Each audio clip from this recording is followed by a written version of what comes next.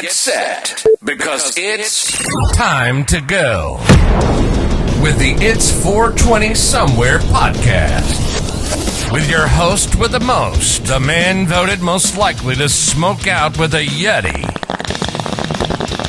Mr. Brian Brown. Mr. Brian Brown. Now sit back and relax, because it's time to go live across the world. Because it's 420 Somewhere. That's right, guys. It's 420 Somewhere. Welcome. How's everyone doing on this fantastic True Crime Thursday?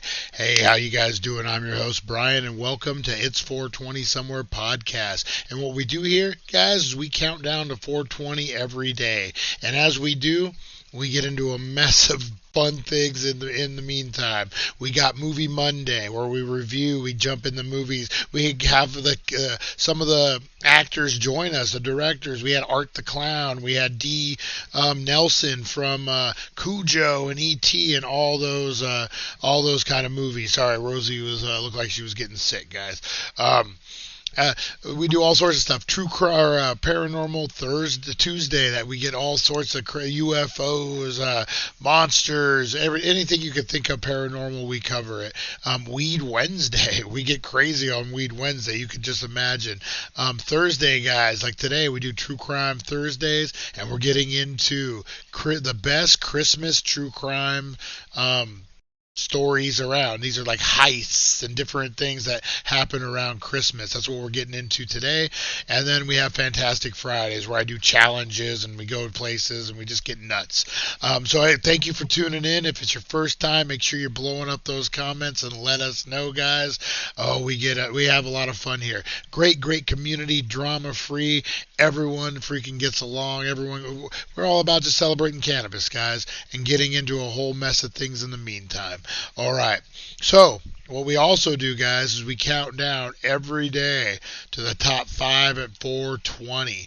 And what that is we do the most hilarious videos we could find. We have our minions scour the internet, guys. We're digging hole. There's no video left unturned. Trust me. And today, guys, we are looking at epic Christmas tree fails. So these are Christmas trees that are either set up, some people are chopping them down. You can imagine the chaos. People opening presents and the trees falling on them, all sorts of craziness. So we're going to get into that as we count down to 420. But hey, what else do? We give away a ton of stuff on this channel, guys. If you haven't checked it out yet, check out the latest episode of Baked and Unboxed. This was from last Friday. We got another one dropping tomorrow morning at 7:10 for you guys. This replaces the 7:10 show on Fridays, guys, just so you know, but it's still a 7:10 show. We still get down. We're giving away an autograph pack. We opened this box up from OC Celebrity Marketing. Normally we give away something out of the box, but this time it's my girlfriend's Christmas present, so I'm not giving it away. But I got a Bad Santa autograph and a Christmas animation autograph for you guys, and a mystery 2-pack. That's right, stocking stuffer, if you will. We also are doing the Horror Icon Tournament, November to Dismember. You got all the matchups, all the great horror people, guys, going heads up. This week we're looking at Carrie versus Jennifer's Body. Voting is open at youtube.com, guys. Check out the community page. We also got Brahms the Boy versus Puppet Master. We got The Fly versus the Candyman. We got Leatherface versus Sawtooth. And we got Alien versus Predator. Every time you vote, every time you like, every time you comment, you're going to get entered to win this, guys. This life-size good guy Chucky doll. And also an autograph from the actor that played Chucky himself and the actor that played Andy. We're calling it the Triple Threat, guys. The Child's Play Triple Threat Pack.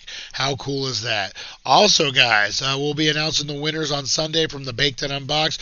Check out where we did the Halloween box from OC Celebrity Marketing. We're also giving away an axe signed by the actress that played Wendy in Dr. Sleep, the sequel to The Shining. Make sure you're checking that out, guys. All right, we're ticking down the clock here. Getting ready for 420. We are going to get into the top 5 at 420 right now, guys. Here we go. Boy.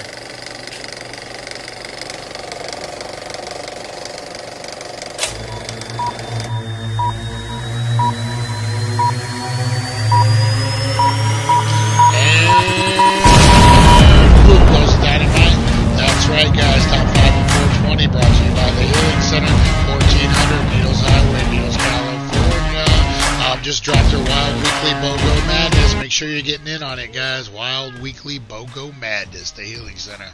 Here we go.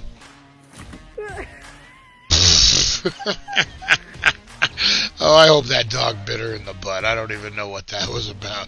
All right, number 4, guys. Oh, we talked about roof trees. I don't think that's what he's going for here. And timber. Oh, that sucks. That sucks when you're doing holiday work. Oh, and that happens to you. All right, number 3, guys. Oh, man, these hoverboards. I'm telling you, these make great videos. And down goes the Christmas tree. Oh, every day we're doing a hoverboard covering. All right, number 2, guys. All white. Oh. That was for Chantel and her dog. All right, number 1, guys. Look at them two. Oh, there it goes. Oh.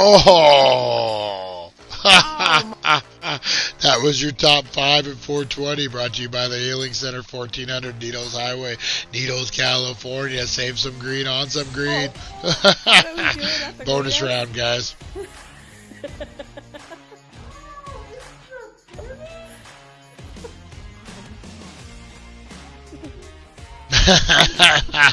Oh my God, he hit hard. Oh damn.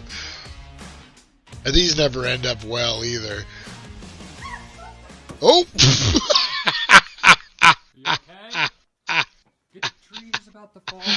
Oh, that was great. That was great. All right, guys, I want you to get out those dab rigs, get out that rig, get out those bogs. Tell me what you guys are smoking on. I got my last bit of African sherbet that I'm blowing into, and then I'm going to switch it up a little bit.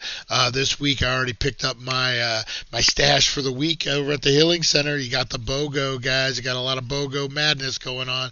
But blow up those comments. Let me know how you guys are feeling, because it's 420.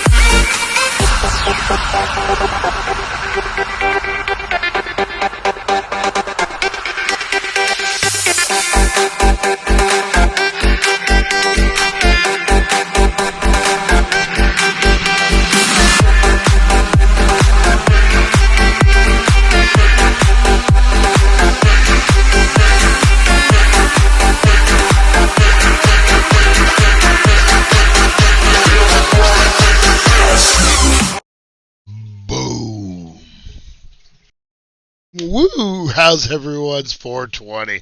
How is everyone doing? Oh man, oh man, oh man.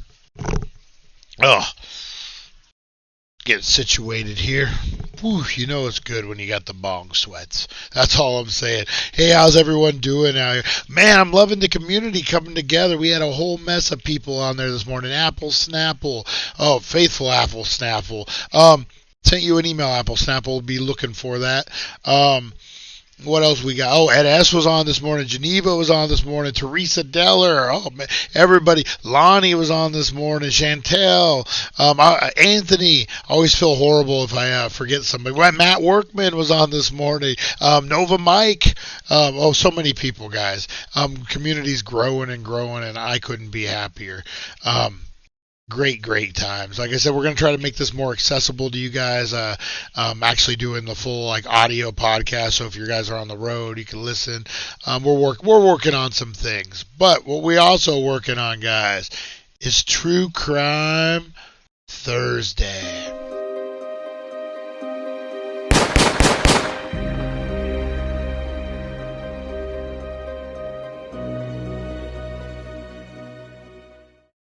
All right.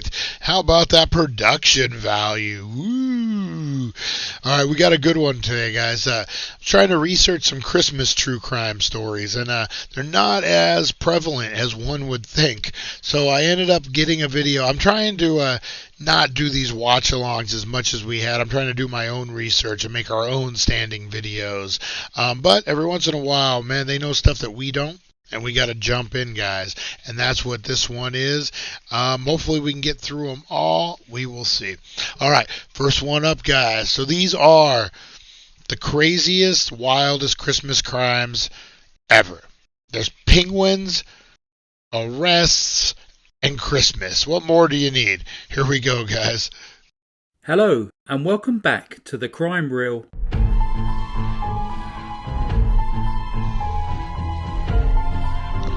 Make sure you're giving a like to our buddies over at the True Crime Videos, the Crime Reel.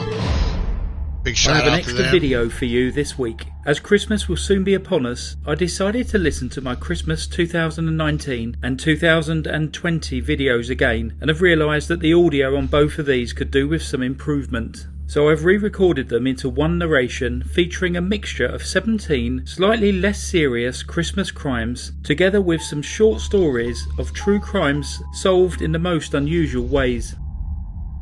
First, we shall be visiting Australia in April 2012, when 21-year-old Rhys Owen Jones and 20-year-old Kerry Mules from South Wales in the UK were on a working holiday. After attending a beach party where a great deal of vodka was consumed, they decided to pay SeaWorld on Queensland's Gold Coast a visit. The fact that the park was closed at the time did not deter the pair. After breaking into the park and having a wander around, they decided to go swimming with the dolphins before letting off a fire extinguisher near the shark enclosure. The next morning they woke up feeling particularly fragile and were surprised to find that they were not alone in their apartment. Wandering around was a 7-year-old fairy penguin by the name of Dirk, which, in their drunken state, they had decided to take from the theme park. In a state of hungover panic, they tried to care for Dirk by feeding him and putting him in the shower, before eventually deciding to release him into a nearby canal. Luckily for Dirk, who had spent his whole life in captivity, the pair were spotted by some locals who reported them to the police. Dirk was returned to SeaWorld unharmed, while Rhys and Kerry were both fined $1,000 Australian. That's all they got? During the Christmas season in Ohio in 2011, a 44-year-old man by the name of Terry Trent, who had a history of drug charges, was high on bath salts. It's a type of drug similar to amphetamine. In his drug-induced state, he broke into a home in Dayton, Ohio, through a back door. However, he did not take a thing. Instead, he made himself comfortable, carefully arranged, then lit some Christmas candles, hung a Christmas wreath on the garage door, and then settled down to watch television. When he was discovered by the 11-year-old son of the homeowner, he was very polite, immediately apologised for scaring the boy, and said he would leave straight away. The boy called his mother, who was next door, and the police soon arrived. Terry was arrested without incident. Next, we shall visit Chatham in Kent, England, where in 2013, 4 men set up a BlackBerry Messenger group, which they gave the convenient title of Armed Robbers. On this group, they posted various pictures, including selfies, posing with a handgun, and a photograph of one of the gang members wearing a distinctive pair of purple pyjama bottoms. Never good to brag about your crimes online. The very same pyjama bottoms which he chose to wear during one of the armed robberies. With the level of evidence provided within these BlackBerry messages, the men were jailed for a total of over 40 years, with the judge describing the group as having a cavalier attitude and behaving in a truly amateurish fashion, which would have been seen as amusing. Oh, but yeah, you know what? Like when you're bragging, that's what they say? How John Gotti ultimately, that was his downfall. Was that the mafia was a syndicate based on secrecy. That you didn't talk about it, you never acknowledged it, but then all of a sudden you got a new generation of these mobsters that come out and they are braggy and they're imagine if they had social media back then. Oh my God. All right, those knuckleheads, I think they learned the hard way. All right, let's check out this next one, guys. If it were not for the serious nature of their crimes. A 24-year-old man from Kingston, Ontario, was really not feeling the Christmas spirit when he decided that it was a good idea to shape his hair into devil horns and then attend the Santa Claus parade. Yeah, why would that sound like a good idea? It was appropriate to shout obscenities at those waiting for the parade to start before telling all of the small children gathered that Santa Claus does not exist. Everyone knows he does. He was a real Ebenezer Scrooge, this guy. He was finally stopped by the police. He was arrested and charged with causing a disturbance, public intoxication, and breach of probation. I would think, he was already on probation. Fishermen in Poland came across the body of Wrocław businessman Dariusz Janiszewski in the River Oder. He had been tortured and murdered. An investigation was launched, but there was little progress made, and the case soon went cold. 5 years later, the police received a tip-off about a so-called perfect crime and were told to read the best-selling crime novel by Christian Buller, which had been published 2 years earlier. The book, whilst detailing the murder of a woman, not a man, matched the details of Dariusz's torture and murder almost exactly. Further investigation soon revealed that Dariusz was having an affair with Christian's ex-wife, and also that Christian had sold Dariusz's phone online in the days following his murder. Oh, damn, and he wrote a book about it? What a scumbag. Claimed that he had used details from press reports about Dariusz's murder as inspiration for his novel. This was found to be untrue, and he was found guilty of planning and orchestrating the crime and was sentenced to 25 years in prison. Good. Diners and staff at a Monterey branch of Buffalo Wild Wings got slightly more than they bargained for in Christmas 2015. Whilst enjoying their dinners, a man walked into the restaurant and, despite his black beard and lack of red suit, claimed to be Santa Claus. He then walked around to tables, telling the diners he had a gift for them, before handing out little parcels of marijuana wrapped in napkins to everyone eating at the diner. Hey, God bless him. A jar full of the illegal drug and sat down to eat. The police were informed and soon arrived at the scene, where they searched Santa's belongings and found more than 2 pounds of pre-packaged pot. 57-year-old Randy Lange was then arrested and charged with furnishing marijuana. Oh man, Randy, why couldn't you come down to Needles, California? You would have been welcomed with open arms. You would have been the new mayor upon a week of being here. Oh, Randy, you picked the wrong spot. Poor guy. That's an awesome one. That's a way awesome one, man. Oh, that's great. I don't see anything wrong with that one. Oh, Randy. All right, let's get into this next one, guys. In March 2015, 24-year-old Christopher Wallace of Fairfield, Maine, was on the run from police following a burglary in Pierce Pond Township 2 months earlier. Having successfully evaded capture, Christopher started to become a little overconfident. At around 6:30 p.m. on Sunday the 22nd of March, when you're running from the law, that's the last thing you want to be, is overconfident. A message on Snapchat stating that he was back at his home in Norwich Walk Road. When the police arrived at the house, they were greeted by 20-year-old Erica Hall, who claimed that she had not seen Christopher for several weeks and allowed officers to search the house. As the search was underway, Christopher posted a second message on Snapchat. Unbelievably, this time he boasted that the police were in his house looking for him whilst he was hiding in a cabinet. The police officers went straight to his hiding place. They start taking that stuff Christopher was personal, arrested man. You and then could charged be with in burglary, some big theft, trouble. and violation of conditions of release. Every morning in December 2014, 42-year-old Carrie Carley's husband, 18-year-old Jeremy Llewellyn, would return to their home in Colorado with a couple of new Christmas decorations.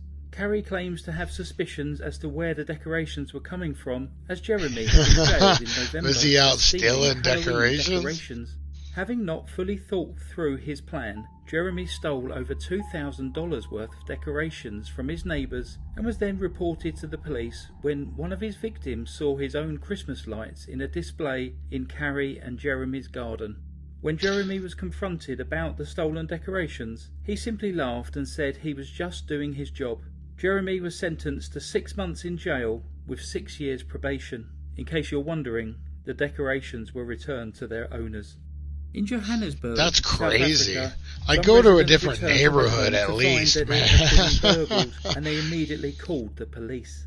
When the police officer arrived shortly afterwards, they sat down with the residents to take a statement from them.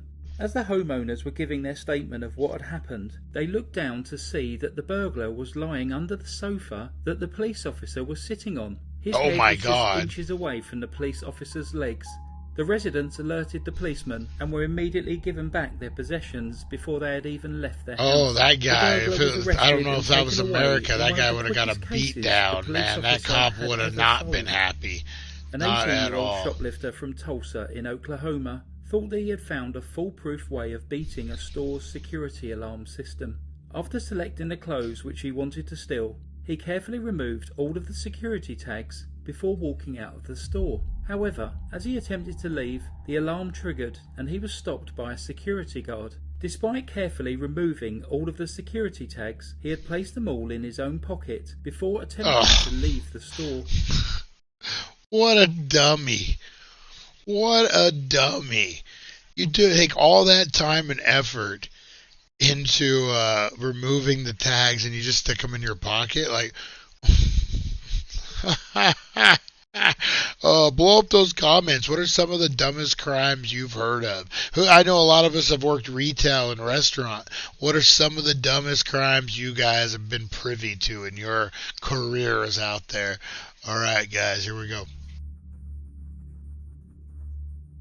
During the Christmas season in 2015, while many in Brazil were busy at the Black Friday sales, a man dressed in a full Santa Claus costume arrived at Campo de Marte Airport.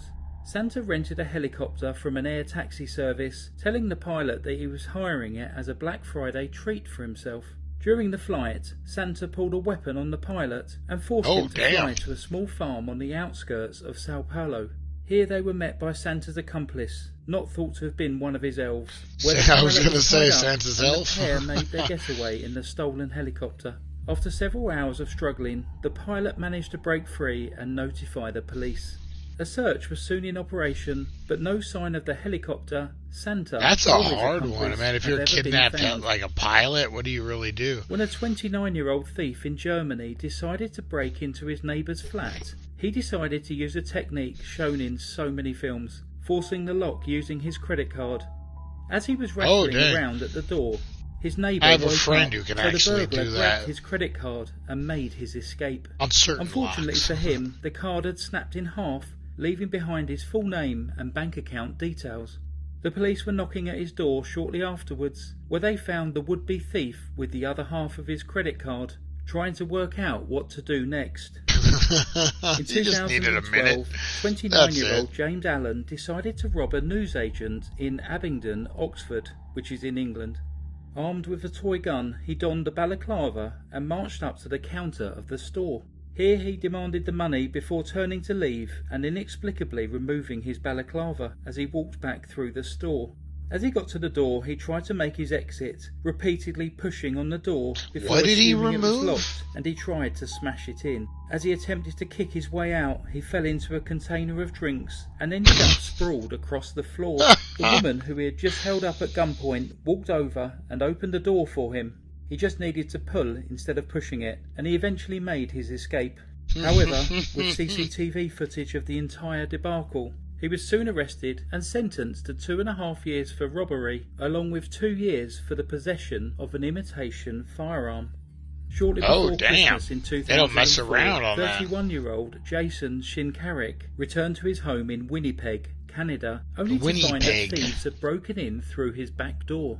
Luckily, his wife and children were not home at the time, but the thieves had combed through the house, stealing several of Jason's duffel bags, which they filled with clothes, jewellery, watches, alcohol, and all of the presents from under the tree. The heartbroken family reported the robbery to the police that evening and started to plan how they were going to sort their Christmas with all of their gifts stolen. The following morning, Jason made the 10-minute drive to go to work as a manager of Ponderosa Trading. What started as a normal day soon held quite a twist. 3 men walked into the pawn shop carrying 3 large duffel bags full of random items that Jason immediately recognised as his own. One of the thieves was even wearing the tracksuit that Jason had bought as a Christmas gift for his brother.